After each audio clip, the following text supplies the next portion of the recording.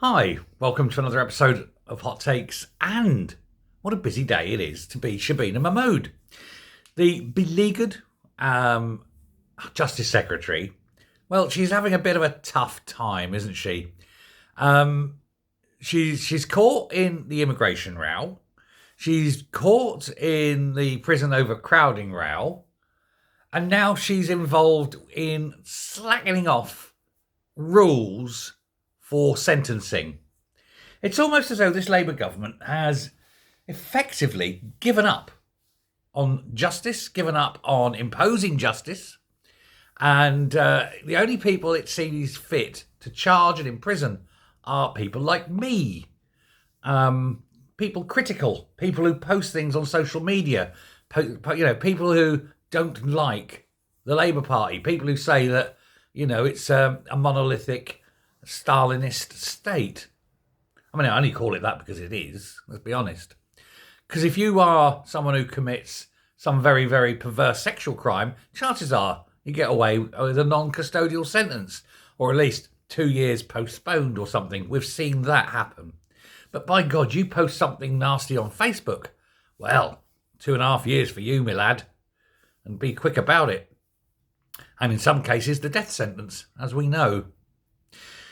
This is the world we live in. But Mahmood, of course, has no answers. She claims to have answers, but when you interrogate the data or look at what she's actually saying, you can see it's all fluff and turd polishing.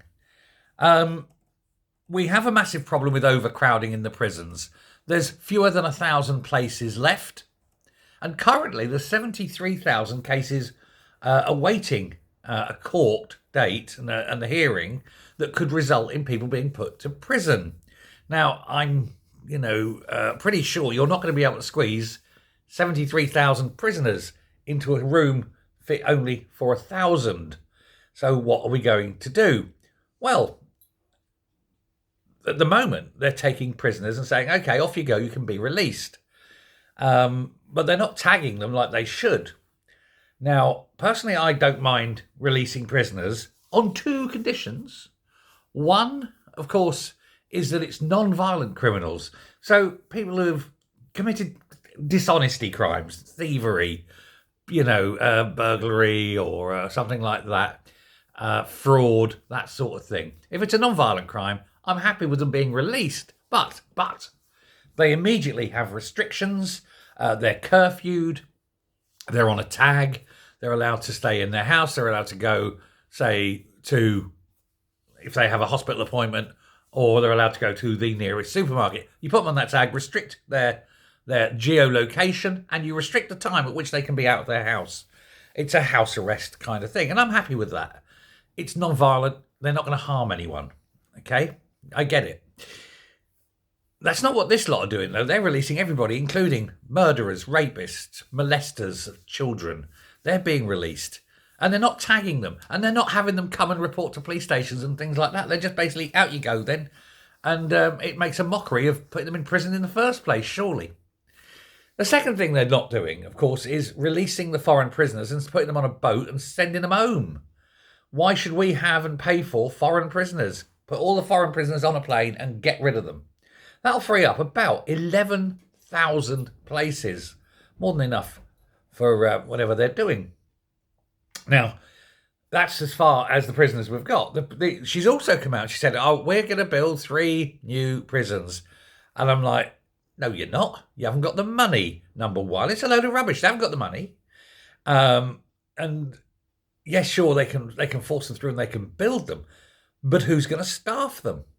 Because you've got a moment, prison officers who are being napalmed, boiling water and sugar, having hot oil thrown on them. There was a prison officer yesterday, had his throat slit. I noticed you didn't see much about that in the press. It was inconvenient. They probably had a little notice on it saying, please, God, don't tell people this. And so who the hell wants to go into a prison as a prison officer? Now, if they were to build 3, what I would call supermax prisons, like the American supermax prison, where every cell has 1 inmate in it, that 1 inmate is kept in a room closed, they're fed through a slot, and they're not out, they don't get out of their cells, Everywhere they go, they're chained up, feet and ankles, and they have to shuffle because they've got such tight, restricted room. I could put up with that. And the guards wear masks so that you don't even see the faces of the guards. But that's not what they do in this country. In this country, oh, he's a Muslim. We're not going to search him with a dog. And we don't want you to have stab vests because it make you look a bit hard and prisoners might not like it. So who the hell is going to take a job where they're going to get stabbed, throat slit, boiled, water poured on them, and not given any health and safety protection? I mean, that alone, I'm surprised the prison guards themselves aren't out on strike. And I think they ought to be. And I think that anyone who commits these crimes in a prison, when they lock them down, I think the rest of the prisoners need to deal with the problem of the prisoner who's caused the lockdown. That would stop that kind of thing happening for a start, wouldn't it? But I am agree. If the prison officers went out tomorrow, I completely agree with it. But so even if they did build these prisons, who the hell's going to staff them? Now, on top of that, and the third and final thing I want to moan about Mahmood on, is these new sentencing guidelines. If you remember, she tried to shuffle through sneakily and hope that nobody would notice that only white people would go to jail. I mean, that's an extremist view, but it's not quite there. But the sentencing guidelines were, we go harder on white people, softer on non-white people, so that we can fill the jails with white people. Because at the moment, by ratio, there's more non-whites than whites in prison. And if you look at the breakdown in society, that's problematic for them. Interesting, isn't it, how that should be? But there we go. So they needed to put more white people in prison so that it was more in a ratio of the greater population.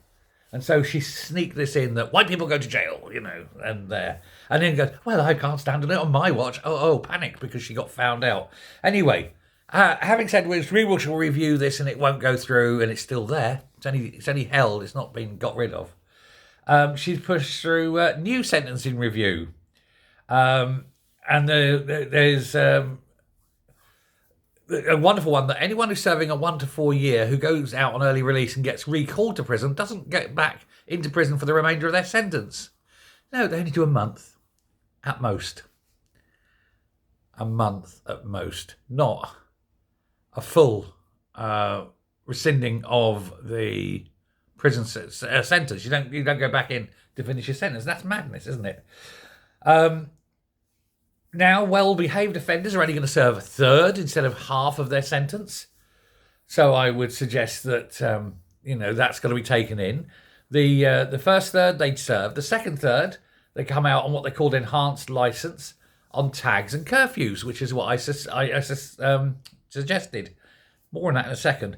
The last third is on a normal licence, but with recall potential.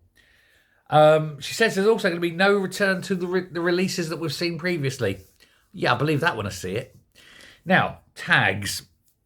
I mentioned tags just now and I mentioned them earlier in this piece. What's the problem with tags in this country? I'll tell you the problem with tags in this country. We haven't got enough of them and we've got no one to monitor them. There's people coming out and being told, oh, yes, you've got to go on a tag. Okay. And you sit there waiting for someone to put your tag on. They go, oh, no, we won't have any available for about 12 to 15 weeks. No, I'm not making that up. They're being told it can be 3 months or so before they get their tag on. Oh, that's okay. They'll be on their best behaviour and they won't ever do anything wrong until then, will they? I mean, we've seen people who've been released under the release scheme went out and murdered on the same day they were released. So I'm going to call bullshit on all of this and I'm going to say Mahmood is an absolute joke. The only thing is, this particular joke, well, it ain't funny, is it? Thanks a lot. Bye.